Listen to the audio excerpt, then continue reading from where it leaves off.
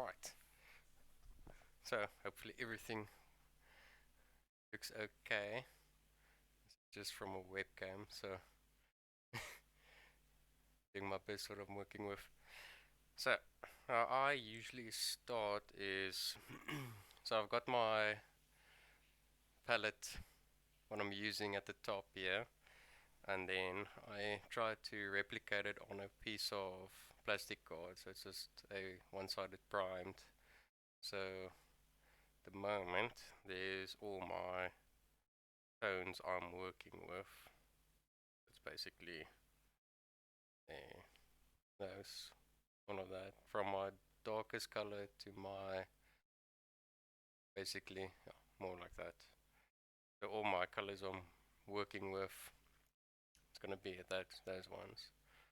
So usually I do work mostly off the wet palette, but for this model I've gone with the approach of using a dry palette. So I've got all my darkest color, my second darkest color, because I did my mixing a bit wrong. My basically more or less my midtone, my second midtone, first highlight, and then my brightest highlight. So the only reason why I'm using this like this is just to keep all my colors basically separated. Now you would probably want to know, how do I keep this from drying out overnight? Is getting a Tupperware, putting a little blue cloth or whatever down there, fill it a little bit up with water, and put in your, once you're done, put it in, and then it kind of keeps the paint from drying out, and the little bit that does dry out, the vapor inside kind of helps to rejuvenate the little bit more dried out paint. So that's basically how I keep all my paints from drying out at this moment. So to keep things simple, I would go and say how I painted this helmet. So if I would say how it would look at the cameras, basically with that angle, because it's a very chin down pose. His chin basically touches this armor plate down here.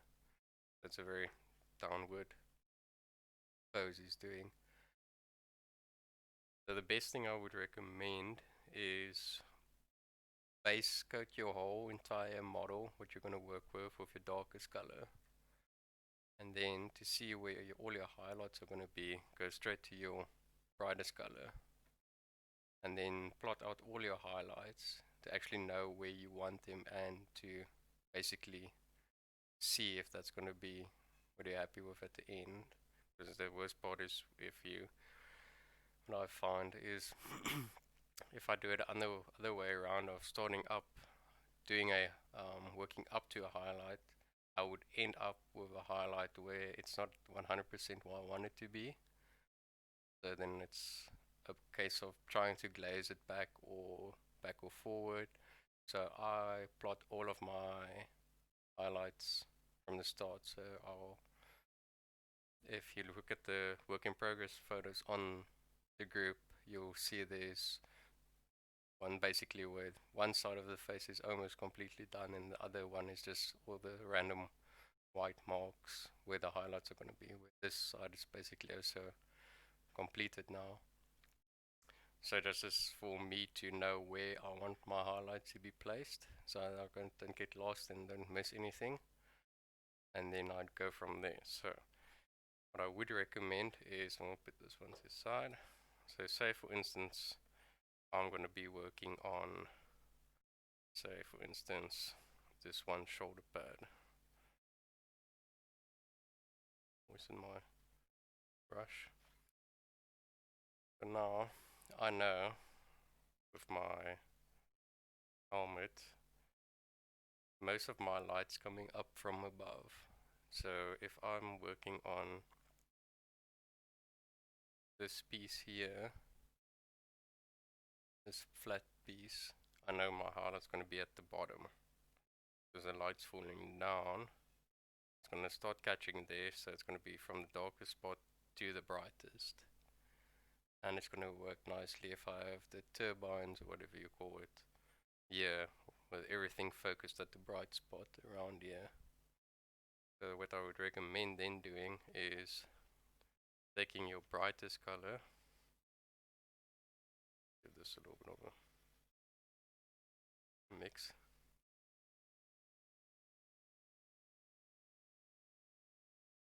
into my brush, and then just get your brightest color as opaque as you can, because usually whites and all of your highlight colors of your yellows, they tend to be very translucent.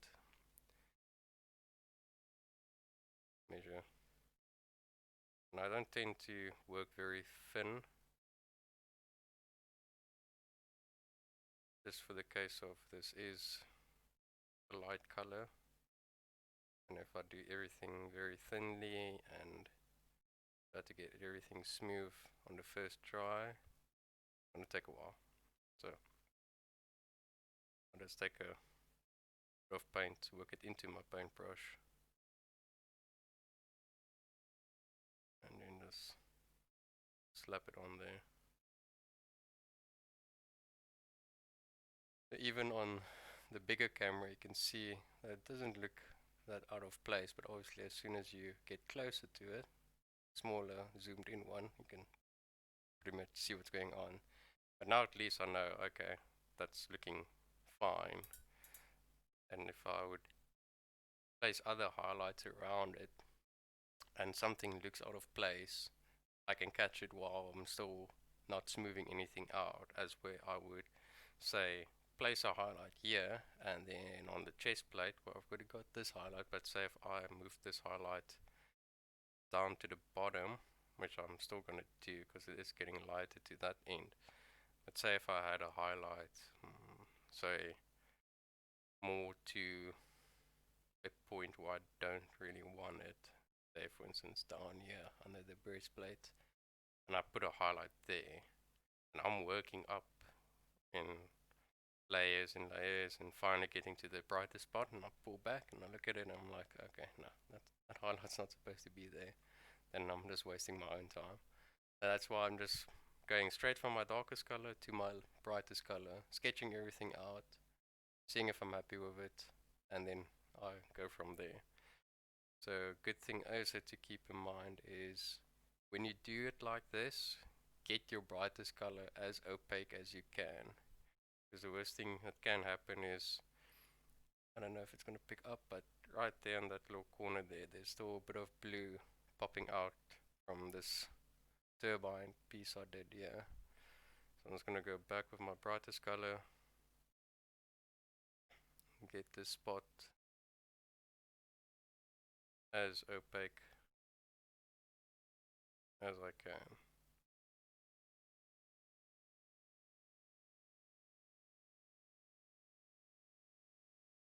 You don't always have to do swiping motions, you can do tapping motions just to deposit the paint where you want it. No rule that says you have to paint with continuous brush strokes. You want to tap and just deposit little drops of paint there and let it self-level, that's also fine. And should probably go away just to recap, not leave anything out. That, and that. So basically this is my palette for my green armor. So I've got my brightest color, which is brie, which is not a, it's an off-white color. And I got grey, field grey, which is more a muted pastel green, and then brown grey, and then black. So basically what my palette consists of is 1 drop of black with 4 drops of grey, 2 drops of brown with say 3 drops of grey because it is a very muted one, and then more or less the same. Then I step down until I get pure grey, green, grey, pure grey, and then basically almost a 1-to-1 mix between these two, and then just a clean gray for my brightest highlight. So put that aside, and that's just basically what I pulled up from what I could get from this little image up here, which is my color scheme. It also helps to kind of know what you're aiming for. So if you get lost, or it kind of prevents you from getting lost. So what I would do now, maybe just put on one more layer of that.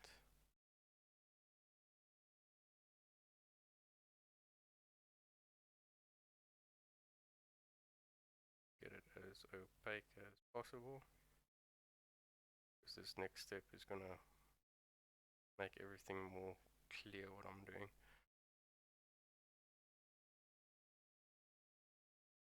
So there's a few ways you can blend all your colors nicely together. You can basically what I'm doing now, and then just continue down the row to what you want, having solid layers next to each other and then glaze out the transitions, moving from the lighter color to the darker color. So say if I went from this brightest color to this color and they were next to each other, I would use the green and glaze from the white or the light color into the green, because it wouldn't stain as much as depositing the green color onto the white. So when you glaze, usually go from light to dark, and it would save you a lot of effort of trying to keep everything nice and clean. So you can do it like that, or you can do, I don't want to say it's a complete wet blend, but what I usually do is, for instance, if I have a color,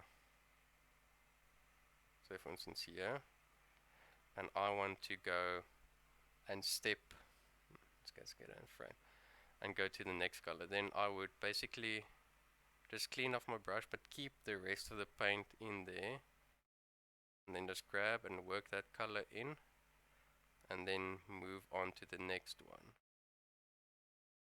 And I can clean it up a little bit, grab the next paint, work it in, and basically almost as a wet blend but not entirely, and move just from the white color up to darkest one. So I'm happy with how that's looking now. Little piece there. So I'm just going to give all these paints a little bit of a mix.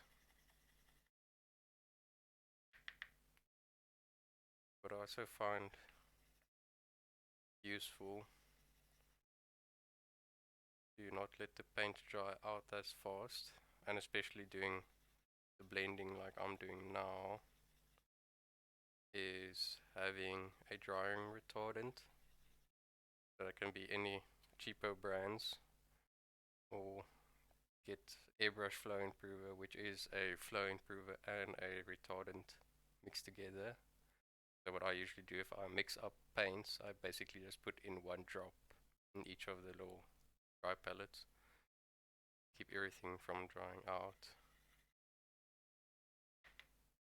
And some colors do behave for a longer while. It makes sense. You would find some whites, and whites do tend to go a little bit pasty, where blues and reds and stuff like that tend to stay a lot more creamy. So just to give this one a little bit of a boost, which is a little bit dry and sticky. To give you as an example on how you know when it's a bit too tacky, is when you can actually see the lines through and it doesn't merge back to each other after you mix it. So if you can still see the strokes in between and it doesn't join back, put in a little bit of water or just a little bit of flow improver to get everything moving again. That one's fixed. But also keep in mind, you can also dilute your paints too much, and then kind of defeats the purpose of having a creamy, opaque paint to work with. Get my lightest color back up. So now I can see this one. Basically, it's joining back to each other. It's not keeping the lines. So then I basically know it would help as well with just that little bit of a leveling. So what I would do now, just get the mini in a nice spot for you to see what's going on. Now it's basically just I'm gonna grab a little bit of paint, put it onto the model, and if there's not enough paint, it's the kind of thing where try and error. If it's fine with the amount of paint left on the brush, just go into the next color, work it into your hand or palm or your nail, just so it mixes already, then you don't mix it onto the model, and then just go to further steps. So for instance, I take this paint, work it in, and I basically put it on there, give it a little wipe or two, just take a little bit off the next color, work that in. Green is diluted already, so grab a little bit more. You don't have to get it perfect the first time.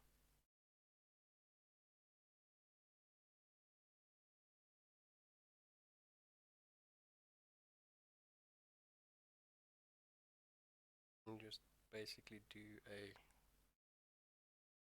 almost a stippling, but not a stabbing stippling, more of a downstroke, but it starts mixing together. Next color, work that in a little bit.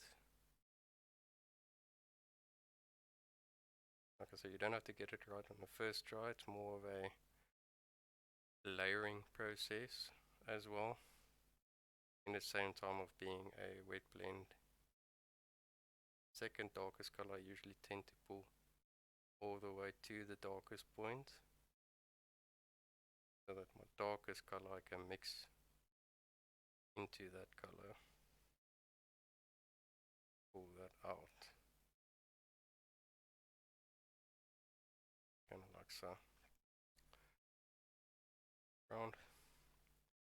Not perfect on the first try, but it's a lot more smoother. Obviously this isn't that small of an area, where, say on the helmet, that one side, where on the helmet I've got all these little spaces I'm working with. And then I would grab, say, my 00, something like that. But that's very, for the most part of what I used on this helmet was using the size 1.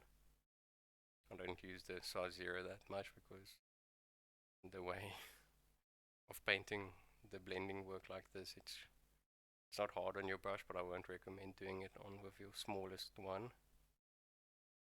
So you don't need a really small brush to do it like that.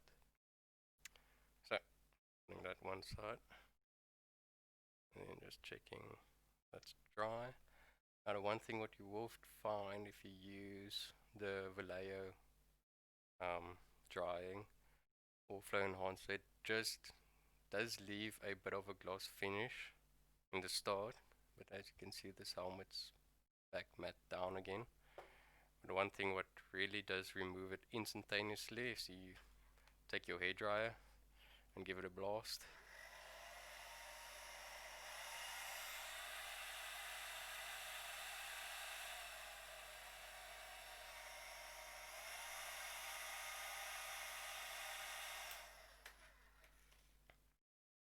And then that mats everything back down pretty fast. Not 100%, but as the drying retardant and flow enhancer evaporates, it doesn't leave a gloss finish behind.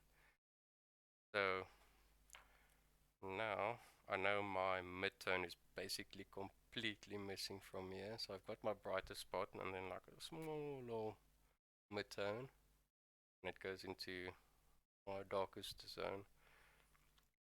So what I would do here is, because this field gray isn't the most opaque color in the world, nothing stops you from just taking your midtone and then just placing it right,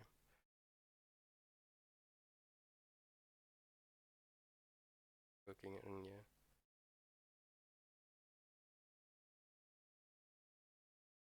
So while that's still dry, wet, you can go to your next color. Grab a little bit of that, get in slightly, next transition.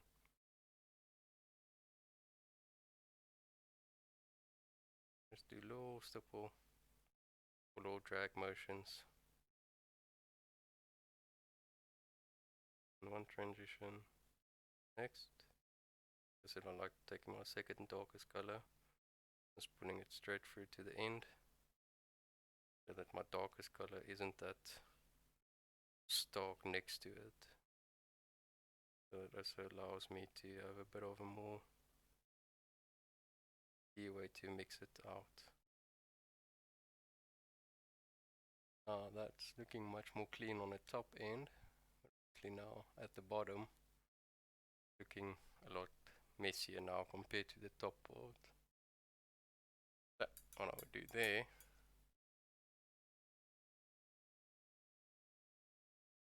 is just give it a blast again with the hairdryer. This time I'll mute the mic so it doesn't annoy you.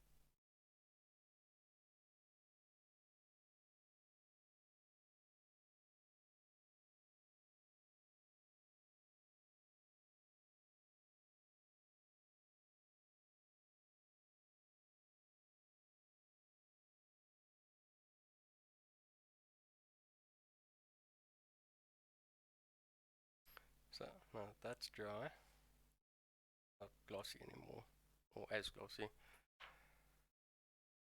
And remember, we're working with non-metallic metal, so it's not the worst thing in the world to have a little bit of gloss. So what I would do now is, just to boost that mid-tone even more, go back into my mid-tone. I can actually work from this side, and just basically put it down there.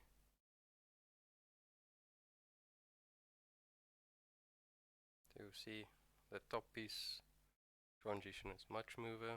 Go into my second lightest color, and I know this color is very weak, so I'm going to load up my brush a little bit more. Now I can even start pulling down this green color over the white brightest highlight. Want to, you don't need to. And don't worry about that little bit starkness. I don't know if it's picking up on the camera, but there's a little bit of a brighter spot between the second highlight and the midtone. You can do is then just clean off your brush, a little bit of moisture, feather out that transition between the midtone and the second highlight. Just doing the same kind of tapping motion to I do, so there you can see on the screen where it's wet, basically reflecting a lot. As soon as I turn it around, then the transition smooths out a lot. So while that's still a little bit wet, straight into my highlight, or even grab some of my previous color and just go straight from there. Not completely stippling, it's basically just painting with the point of the brush and pulling it straight down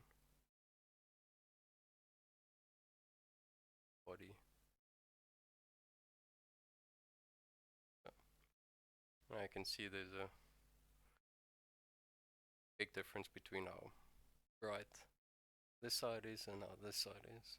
So again, on a trench mesh, let's dry that off again.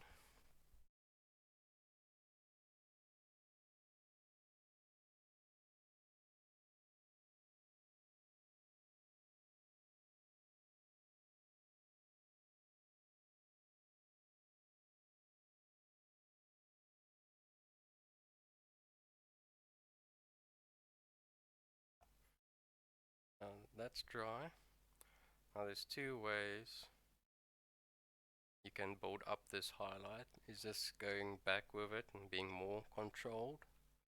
Obviously, the more closer you are to your tip of your brush, finer the movement is, more control you have, the further away, more loosey-goosey. So what I would do is just take my brightest color, get into my brush, get it nice and close, get comfy.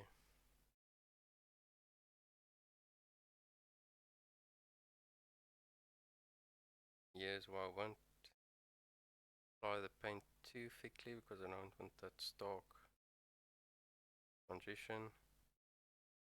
Even using this edge to my advantage. Putting down and going down, depositing as much of white paint or brightest color as I can on that edge. Basically doing a pre-highlight for me. Now, because there's not that much of a stark transition between that piece there, nothing stops me from going and waiting this to dry, or dry it with the hair dry again. Now this is where I like to work with two things, with the wet palette and the dry palette next to each other, is to basically clean my brush properly, removing all paint that could get to the ferrule that I automatically do by spinning and putting it down so it keeps all the paint on the wet palette sponge. Just rolling it on the toilet paper. Now what I would do here is, because I don't want to fuss about going in between that little spot the whole time, is I would take my second highlight color, grab a bit of that just on the point of the brush, wet palette, just grab a bit of that, and then just show you, bring my cup, dip the tip in, absorb some water, go over to my wet palette, and then just make a quick glaze of that. There's that, go to my paper, dry off the excess, get a little bit again. Got already paint on my nail, so I can see if it's going to be too much of a transition or not. That's fine. Then going from your brightest color to darker one. So I've got my second highlight, I'm just going to go highlight, my midtone. Nothing stops me from going to my midtone to my second highlight. Just dumping that glaze on that transition, like so. Bit bright on the camera. Now that's much more smooth. Then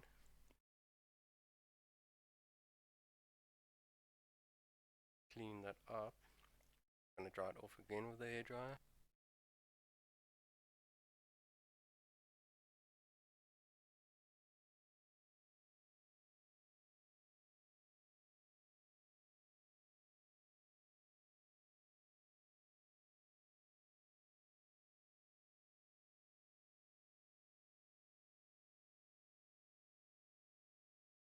Okay. All dry. Now I can just get my brightest color. Okay, just on the point brush. go in and then just try and emphasize that edge even a little bit more, just to get that point as bright as I can. Remembering how to highlight your different surfaces. Do a little bit of a read up on that. And then you have a smooth transition. Now if you wanted to boost that a little bit more, so this does look a lot darker compared to the rest of the armor. And if I bring in my helmet, it's a lot more greener, you can start seeing that it's more of the same color. Just that the armor at the moment is how I was going to paint it, and then I was crazy in doing it a little bit all out, so I'm to do all the work on the armor as well. Now I can actually see it's much more of the same color. So if you wanted to boost that a little bit more, you can take more of your mid-tone and then just do the same thing with the glaze. So again, just grab a little bit, dump the brush into a little bit of water, make a small little glaze, wipe it on a paper towel just to make sure you don't got any thick paint left on there. Test it on your nail. Put a little bit too much on there. Just tap your point on the brush or on the paper, and then you can just do a little glaze of going second darkest color, mid-tone.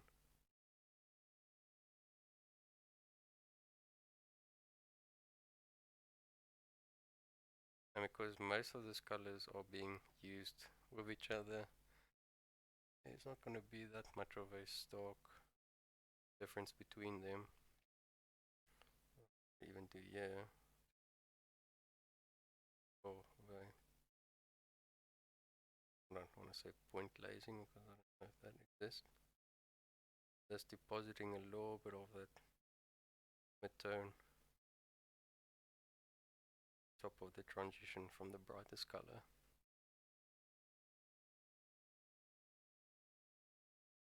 That cleaned off.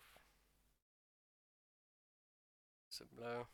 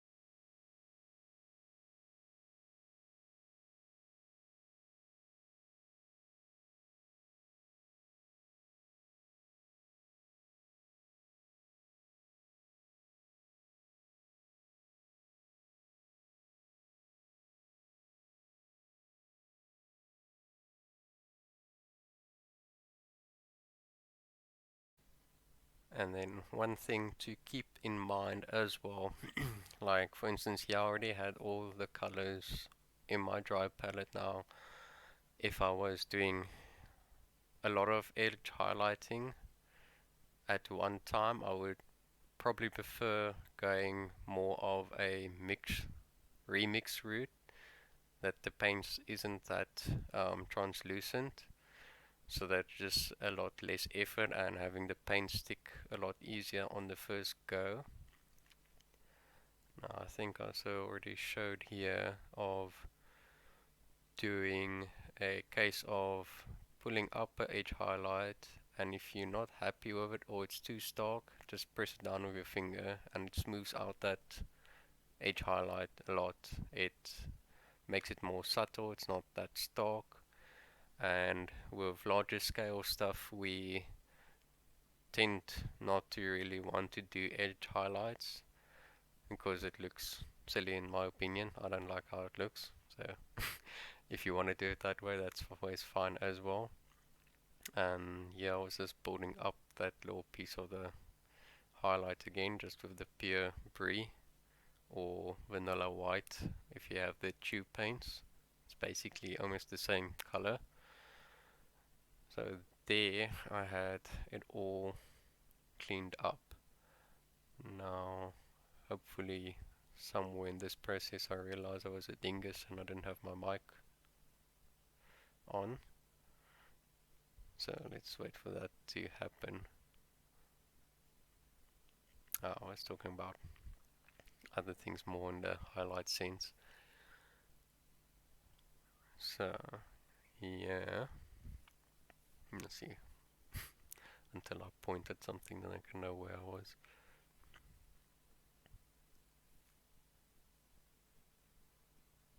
Yes. So yeah, I was just basically talking about following your light sources and moving that shoulder highlight I have more towards the front, so it makes more sense in the composition of where my highlights are going.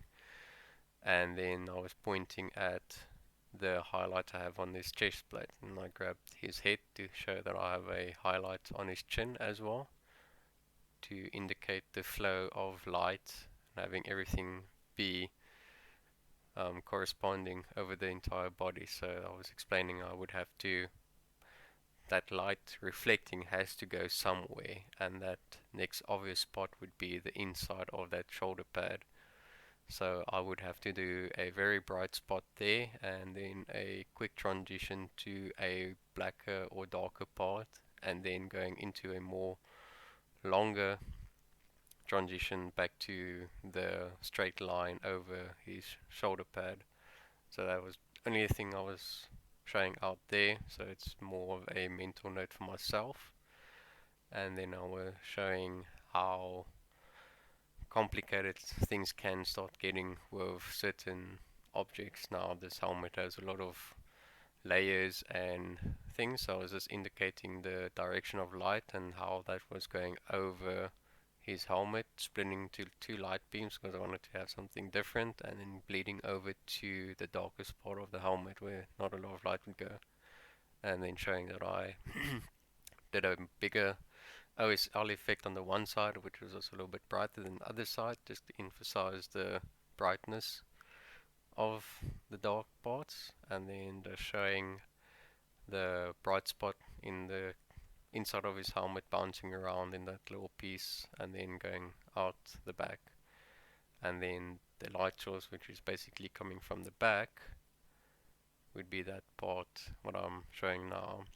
So the helmet would be visible from the back side, basically from that angle. And following what I already had more or less on that one shoulder pad there, is there's also light source coming from that side. So that's why I'm just indicating there that's not a lot of light coming from that side, so that's why it's much more darker, and then having the light basically stop from one side to the other. So there we go.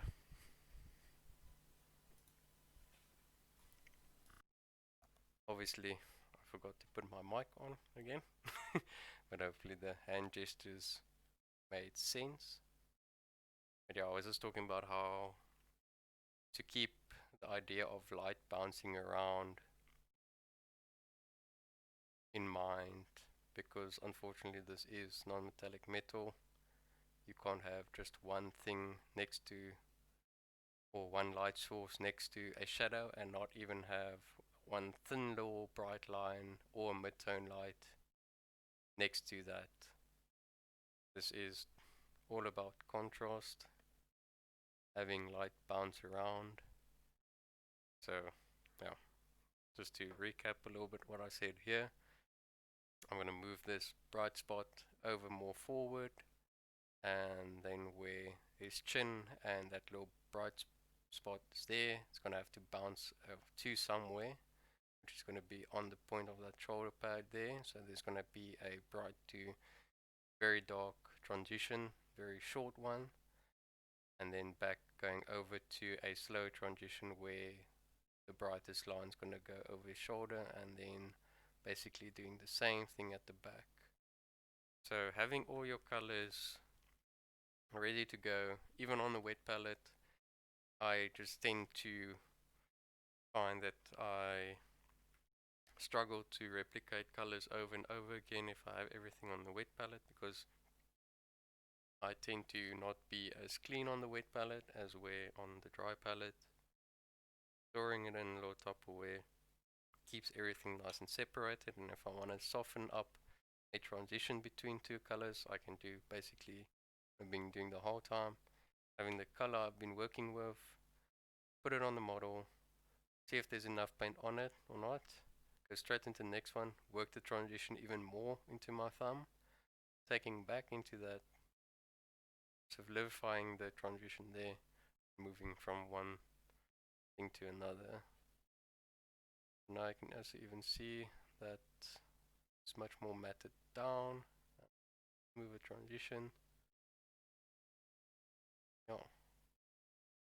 Obviously now I'm gonna have to play with the idea as well again on this side as well.